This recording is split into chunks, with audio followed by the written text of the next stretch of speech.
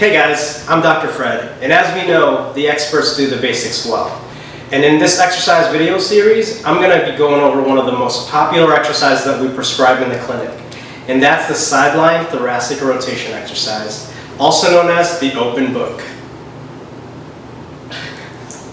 The open book exercise has been prescribed as more of a general thoracic mobility exercise, and it can be useful for pathologies that involve the cervical, thoracic, lumbar, and even the shoulder.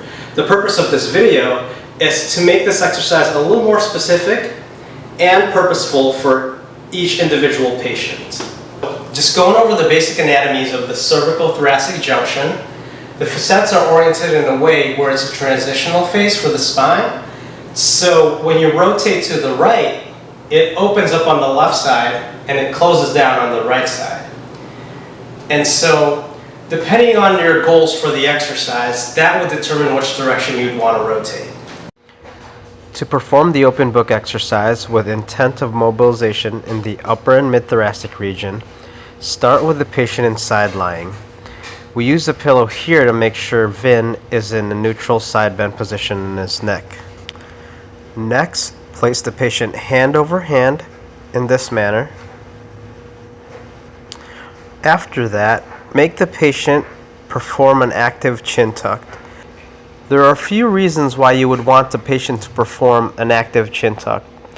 The first reason is due to the 30 to 45 degree cervical rotation that occurs in the C1, C2 region. By having the patient perform a chin tuck, this ensures that the patient is able to rotate from the top down and all the way down to the cervical-thoracic junction. The next reason is to activate the deep neck flexors. If you're targeting the upper and mid-thoracic region, you're likely dealing with a patient with a cervical dysfunction. Lastly, have the patient perform the active thoracic rotation.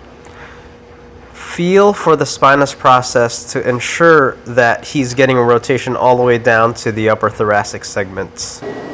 And if we find that the patient has a hypermobile thoracolumbar junction secondary to a hypomobile mid to lower thoracic region, then there's a way we can make this exercise more specific to them.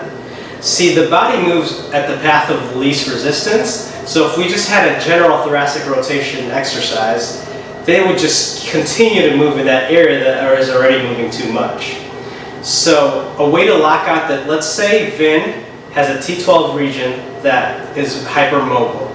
So we'll flex up to that segment by bringing his knees up to his chest, and going up to the T12 segments will feel like awkwardly high as a hip flexion. And then have him extend the bottom leg, and so this locks out the lumbar region up to that segment, right? And then we'll perform the thoracic rotation with the intent of moving the mid to lower thoracic, so around T6 to T11. In the past, when we prescribed the open book exercise, we had the patient perform it to the left and to the right. But let's think about it another way. If the patient had symptom relief with repeated flexion, would we then prescribe repeated extension afterwards? I don't think so. So what this video proposes is that this exercise can be a little more specific to your individual patient. So if they have pain relief rotating to the right, let's just do the thoracic rotation exercise rotating to the right. So let it marinate, think about it, and hopefully I'll see you guys next time.